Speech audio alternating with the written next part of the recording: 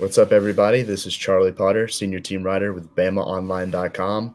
Joined as always by Jimmy Stein and Blake Byler. And guys, it's been a long week. I don't think we expected to be talking about this, but here we are. Alabama's coming off of an upset loss at Vanderbilt over the weekend, 40-35. It was a pretty embarrassing game from an Alabama standpoint. We're going to kind of share our final thoughts on what we saw on Saturday. I'll kind of kick us off here. I think, like I said, it's embarrassing, but I'm not quite ready to hit the panic button. I think offensively, Alabama's still doing a lot of things really well. And defensively, they still have the players. I think they have the capability, but I need to see the execution. And so that's really, we're going to get into that in just a little bit, but I wanted to give you guys a chance to share your final thoughts in this game before we kind of start to turn the page. And Jimmy, I'll start with you. Yeah, I think most would be in favor of the execution of Alabama's defense right now. That is a good word for it. You know, here's the weird thing. Alabama's defensive efficiency numbers are pretty good for those that take the deep dive into the analytics stuff. I think we see one thing with our eyeballs. The computers and the statistical nerds tell us something else about the defense that's really not that bad. So I'm with Charlie in the sense that the Vanderbilt loss was embarrassing. It was about a lack of defensive execution. There's no doubt that's the case. But I also don't think all is lost. I think there are some pieces there that are very good. And I think that there's a chance that, much like last year, this is a team that will start improving every week. Last year it was the offense that had to improve every week to get you where you wanted to be. This year it's going to be the defense, I think, that has to improve every week to get Alabama where they want to go. But there are pieces in place, and on many downs in the game, Alabama actually defended okay. I think a real big stat that's ignored and shouldn't be is that Vanderbilt only averaged 1.9 yards per rush in the second half. So Alabama did sort of fix the first half, but I think their fix led to a lot of Vanderbilt's third down conversions through the air. And Vandy, you got to give him credit, and Diego Pavia a lot of credit. When Alabama sort of started taking that run away, the kid shows up with his arm. So it was just one of those Saturdays, and now it's just up to Alabama to rebuild the defensive performance week by week. But some things are in place. Some things are actually pretty good, so don't give up on this bunch just yet. Yeah, I mean, heck, I guess we'll just get into the defensive stuff because that's really what I think the final thoughts that's the same thing. Is just how poorly the defense played for a lot of the game, or at least in some specific areas. So Blake, I know we talk about getting off the field and things like that, but what's your biggest takeaway from the defensive performance on Saturday in Nashville? Biggest is there's a lot of things a lot of things happened. A lot of things went on. One thing that I think we should address is everybody's very up in arms the past couple of days about the 4-2-5 and does it work? Does it not work? And I think one thing that we need to establish is that 4-2-5, nickel defenses have been around forever. That's a football thing, and it's not something that Alabama just decided to start running with Kane Womack. Alabama ran a lot of nickel under a lot of other defensive coordinators under Nick Saban. And so that's not just a thing that they've decided to try that does or doesn't work in the SEC. I've heard people say that.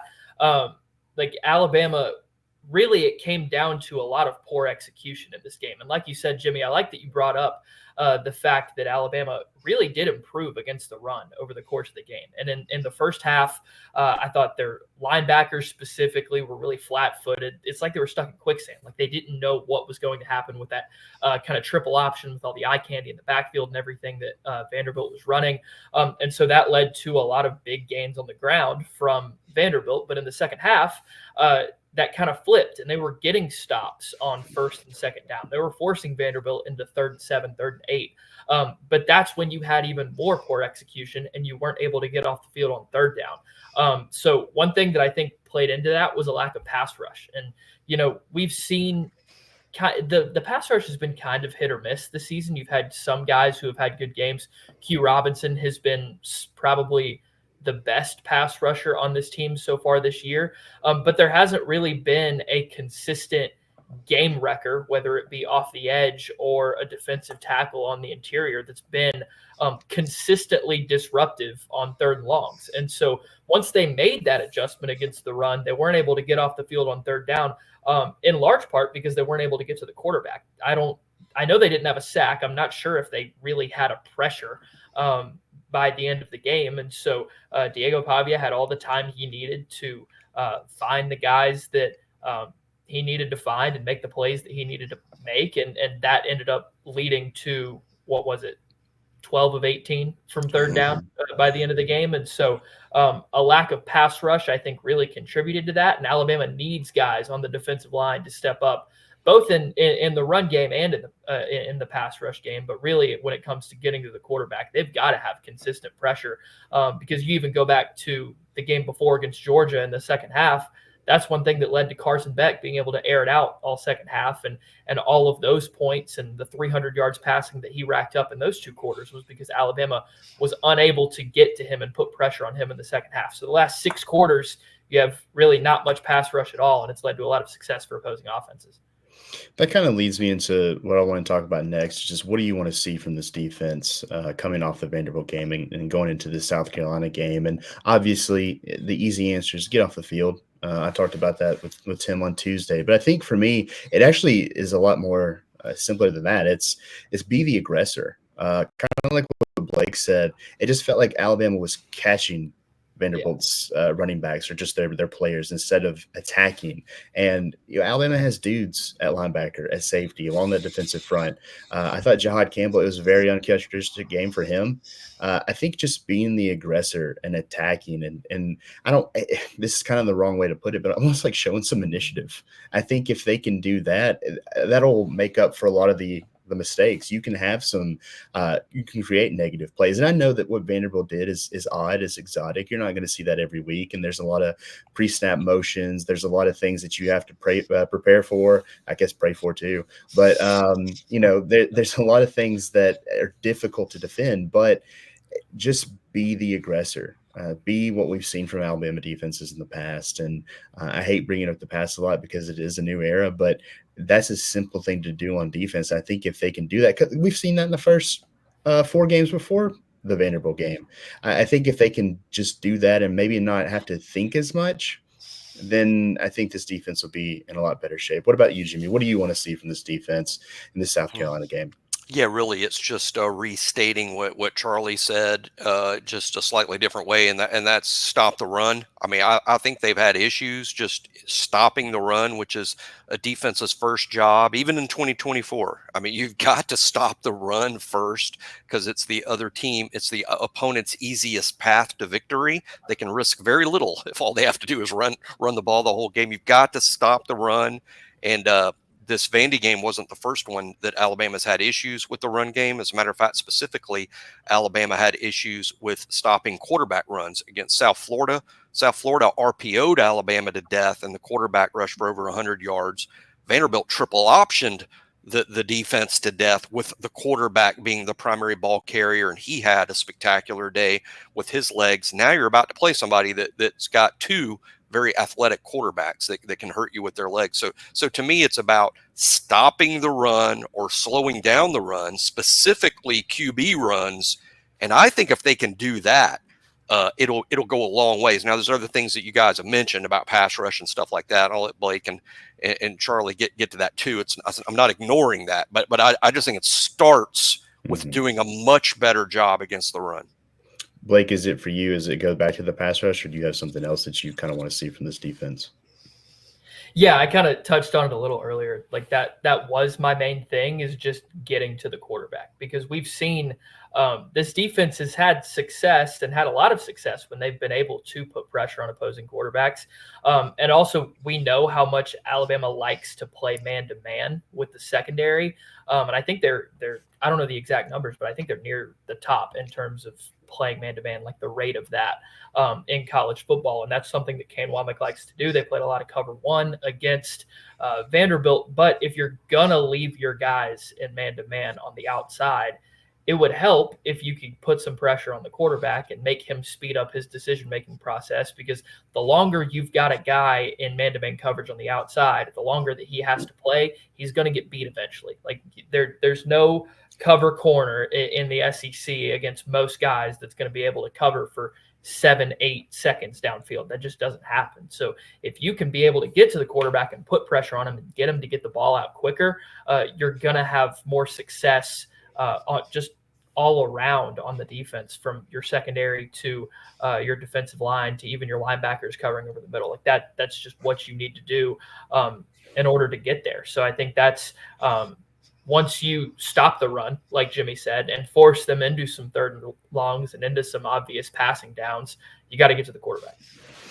And let's talk a little bit about South Carolina, because I think this game's interesting, not just because Alabama's coming off a loss, but South Carolina's 3-2. Jimmy talked a little bit about their quarterback situation. Lenore Sellers should be healthy for this game, and he'll probably see the majority of the quarterback reps, but they still have Robbie Ashford, who can make plays with his legs too. But, I wrote some numbers down. You have South Carolina is 3-2. They've got wins over one SEC win over Kentucky. They've lost to LSU and most recently Ole Miss, which that was a pretty big blowout loss. But I thought what they did from a pass defense standpoint was actually pretty impressive. They held Ole Miss to under 300 yards, no passing touchdowns. I think Jackson Dart had almost right at 50% completion rating. So they have a pretty good pass defense. They get after the quarterback, and then offensively, they like to run the football. I think they're second in the league in terms of rushing attempts per game. They've had a couple games where they've eclipsed 200 yards. So this is a South Carolina team that, while their record isn't the best, they can do some damage. I think they're kind of on the uptick. So Jimmy, just what are your overall thoughts on this team that Shane Beamer's going to bring into Tuscaloosa? Yeah, I do think South Carolina matches with Alabama well. I mean, in terms of, like I said, Alabama hasn't done a great job against the run. That's what they do. Alabama hasn't done a great job stopping QB runs. They not only have one, they have two quarterbacks that can hurt you with their legs. And, of course, Rocket Sanders at running back. So there's that concern. And then on the other side of the ball, let me tell you that their pass rush is elite. I mean, Dylan Stewart is basically the Ryan Williams of pass rushers. He's a spectacular freshman pass rusher that, just like Ryan, we'll be talking about in the upper tier of the NFL draft, in just two to 3 years from right now. So Alabama's tackles have got to somehow get that pass rush blocked. And it makes you a little nervous if you're going into a game, you're like, well, we don't stop the run very well and they're going to run it. And secondly, our quarterback's pretty good unless he's pressured a lot. And South Carolina does a good job of that. So there's some real concerns here, but there's a reason Alabama's a 23-point favorite. Alabama's got a lot more good players than they do, and I expect Alabama to assert some level of superiority and win the game by out-athleting them and maybe even win it comfortably. But there are some aspects of the South Carolina team which would make anyone a little nervous. I like how we might not get to Ryan Williams on this show, but you made sure to get him in. I love that, Jimmy. I hated that it took 13 minutes. I feel like I failed. I know. I thought I could see your eye twitching as we got to the 10-minute mark. So respect. But Blake, what are your overall thoughts on this South Carolina team coming into this one? Yeah, I think one thing that Alabama needs to make sure they're keying in on, and I'm sure they are, Jimmy mentioned it, is that pass rush of South Carolina, and not just Dylan Stewart, but their defensive line overall, I think grades out as one of, if not the best in all of college football. And so that's a unique challenge for this Alabama offensive line that's been really good this season, especially since they've gotten Caden Proctor back and they've had all five of their kind of main guys in the starting lineup. I don't think it's been very many sacks that Jalen Milroe has taken since they've gotten those five. But of course, the one against Vanderbilt was a very consequential one because it ended in a fumble and it ended in Vanderbilt getting the ball back and going to score to make it a 2-possession game in the fourth quarter. So when you're facing a pass rush and just a defensive line in general like this, it's going to be scary. And it's going to be something that Alabama's going to have to take very seriously. And you have Elijah Pritchett, Coach Cap, talked today about how the sack that he gave up, it was actually really interesting what he said. He said the play before, there was a little bit of chippiness between a Vanderbilt player and Jalen Milroe, and that caused a couple of offensive linemen to run up and kind of bump into him and everything, trying to protect their quarterback at the same time that Alabama was trying to go fast, which caused him to line up. He had a bad set, which caused the defensive lineman to get a jump on him, and he ends up on his face, and then there's the sack and a turnover. So those are the kind of mistakes that you're going to have to avoid, especially against a pass rush that's this talented. And we know in the past, while Jalen Milroe has been very, very good this season, we haven't really seen him under a ton of duress yet, and that was what made him kind of mistake prone and mistake heavy last season. Was whenever he a lot of his worst games came when he was pressured a lot and when he was getting dropped a lot by the defensive line. So they're going to have to protect Jalen Milroe, and I think that's obviously whenever you look at the South Carolina team, that's the number one thing you look at is their pass rush. So this offense has been really good, and we haven't talked about them a ton on this episode of this show so far because they were so good against Vanderbilt for the most part, and they weren't necessarily the reason that they lost that game, but they're going to have to show up, and if they're going to show up and if they're going to put points on the board, they have to protect Jalen Milroe against that defensive line. Speaking of quarterbacks, I think it's kind of got overlooked because of how Alabama's game played out, but this is a little bit of a homecoming game for Mike Shula, offensive analyst for South Carolina. I hate to do this to you, Jimmy, but Blake and I weren't around for this. I understand. What does that mean, I if understand. anything? It doesn't mean a whole lot. Certainly I was around for not only the Shula era, but Shula's a quarterback. And in some ways, I wish people would sort of remember Mike also for the quarterback. He actually was the quarterback for some great Alabama moments, not great Alabama championship seasons, but Mike Shula delivered some great Alabama moments in the 80s, like a pass to Al Bell to beat Georgia on Labor Day night in the final minute, and the touchdown drive to set up the Van Tiffen famous kick that beat Auburn was engineered by Mike, and then he came as a head coach under some really bad circumstances with Alabama's replacing a coach in May and no spring practice. Because it was after spring practice, and then it was an Alabama team that was really diminished by really burdensome NCAA sanctions that he inherited. He didn't inherit Nick Saban's Alabama offense in Alabama's roster in the least. So he was there under some difficult times. But at the same time, Mike's never been, in my estimation, someone super attached to Alabama. Like when he was hired as the head coach, it had basically been his first time back in Tuscaloosa since he was a player. Now, a lot of that's because he's employed by the NFL all during that time. But he's just not one of these alums that you can always bump into at Harry's bar. He's not one of those guys. I mean, but he did take the Alabama job when it wasn't appealing, and he represented Alabama in a first-class manner, and he brought the team some success when he was a quarterback. So I hope it's a good homecoming and that he's received in that way. And obviously Alabama's been in good hands ever since. No doubt. Well, good stuff. See, that's why I turned it over to you. Well, I was the only one around in the 1880s. But I mean, it was good stuff. I think it's also worth mentioning. It should be, it should be a cool moment for him, I think. But we're going to get to a little bit of housekeeping because there's quite a bit this week. We've had some things happen. Heck, whenever I know people on the board were chomping at the bit to hear from the coordinators and Kalen DeBoer on Monday, so much so we talked about Tuesday. I got offered over $1,000 to ask some crazy questions. But as soon as Kane walked up, though, the news broke that Jaheim Otis was going to opt out. And Jimmy, just what were your initial thoughts, and what do you think that means for this defensive line? It doesn't mean a ton for this defensive line, assuming the top four guys stay healthy. Tim Keenan, Tim Smith, James Smith, and Damon Payne are eating up those snaps. That's four guys for two spots. Now you can probably add Edric Hill, I think, as a fifth guy to play in those interior spots. So it doesn't really hurt Alabama. But look, I think this is a story that's sort of emblematic of 2024 in the transfer portal. Fans just have to get used to the fact that good players are going to leave. It's just, and it's going to happen again in December. I can't name them because who the heck knows. But in December, more good players are going to leave. And the reason that you can't get all up in arms over it is because they're actually going to bring in good players to replace the good players that left.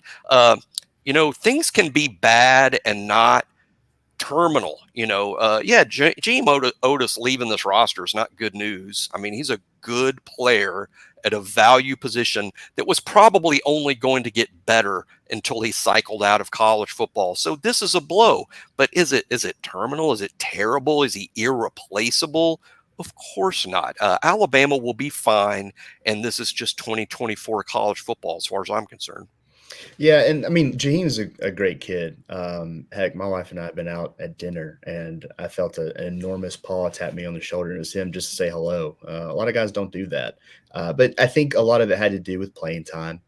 You look at what he's done this season. I believe he's played in less than 70 snaps. You look at the Georgia and the Wisconsin games; he played in less than 30 combined. He didn't play at all against Vanderbilt, and that ultimately led to his decision. He is coming off an injury. That's something that Kane Womack and the coaches have mentioned kind of at length. But you're right. While it is from a depth standpoint not ideal, and it is going to be the norm, it isn't as impactful for Alabama as some other spots could be. So yeah, we'll see what happens moving forward. You're right. Edric Hill is someone that could maybe get more reps because of it. We saw him play a little bit against Vanderbilt. So switching to the other line of scrimmage, we saw a little bit of a rotation at the right guard position. That's not necessarily new for this offensive line, but here of late it's kind of been more set, and we saw a pretty even split between Jaden Roberts and Gino Vandermark at Vanderbilt. And I know today, Blake, you were over by Coach Cap when he was talking, so just kind of share with everybody what he said and what you took from that. Yeah, so Coach Cap told us that Jaden Roberts is dealing with a multitude of injuries and didn't really go into detail about what types of injuries those were.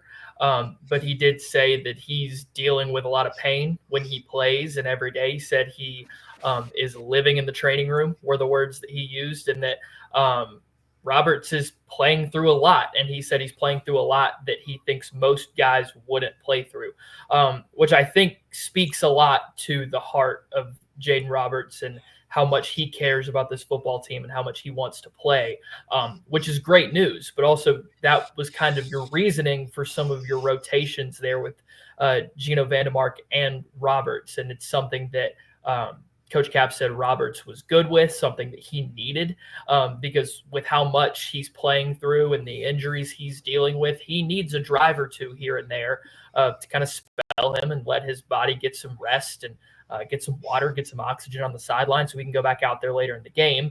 And then he also said Gino Vandermark has been a really good player for them in practice. He's been kind of the sixth man of the offensive line the entire season. He's got experience at all three spots, being a transfer from Michigan State. We saw him start a game at left guard against South Florida earlier this season.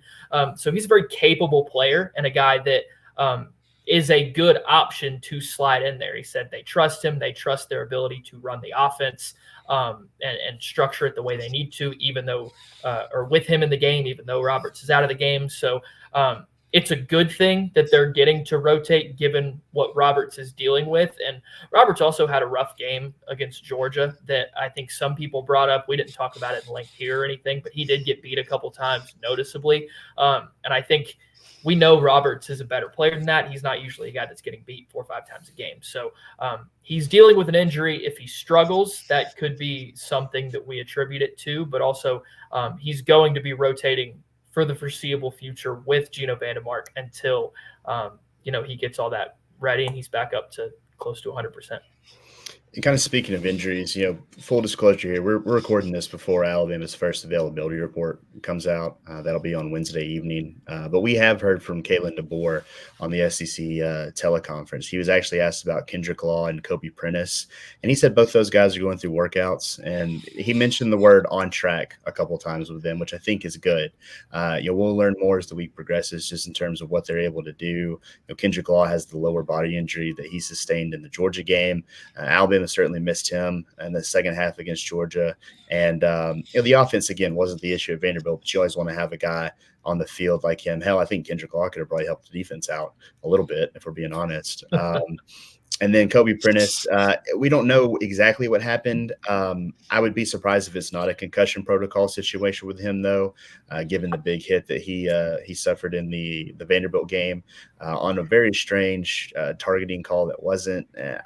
We're not getting into that. It was odd, but he said, Kalen DeBoer said they're progressing along and they're doing a good job, doing some individual work and some teamwork too. So that's always a positive sign. And then Yanze Pierre, we saw him take to Instagram and like he was having surgery, and he's not going to be available this week. It doesn't sound like it's a long-term thing based off what Kalen DeBoer said. We'll see. We don't know exactly what it could be. Hell, it could be something like appendicitis. I don't know. But it's something that they're going to kind of take a wait and see approach for. So that's kind of where things stand right now with injuries. I do know that Justin Jefferson was practicing on Wednesday. He's a guy that I don't believe played at all against Vanderbilt. He was a game time decision.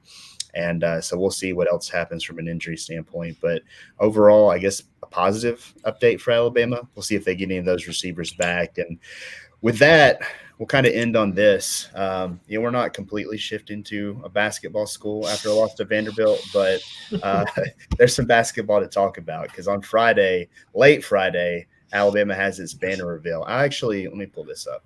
I'm going to read the timeline because I think some people are kind of shocked by the schedule. Doors open at 7:30 for Yale Alabama members and students. The doors open to the public at 8. The event starts at 8:30 with some team introductions. 8:35, there's going to be a 3-point contest. 15 minutes later, they're going to have a dunk contest. And then at 9:05, there's going to be a Final Four banner reveal.